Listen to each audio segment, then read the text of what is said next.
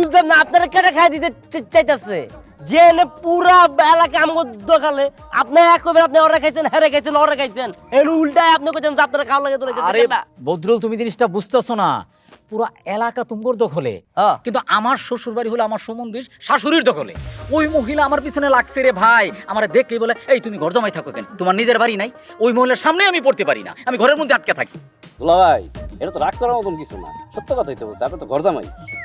আচ্ছা তুমি এটা কি কইলা? তোমাদের জন্য আমি এত কিছু করতেছি আর তুমি আমার চামে ঘর জমাই বলে দিলা? ভাই তুমি কষ্ট দিয়ে ফেললা ভাই। দুলা ভাই রাগ করেন না, আমি তো মজা করতেছিলাম। আর আপনার ঘর জামাই কইছি, আপনি রাগ করেন কেন? পৃথিবীর সব স্বামী ঘরের ভিতরে থাকে, ঘর ছাড়া কি বাইরে কেউ থাকে নাকি? মাসুদ ফাও জ্ঞান দিও না তো, আমার জ্বালাটা আমি বুঝতেছি, সেটা তুমি বুঝবা না।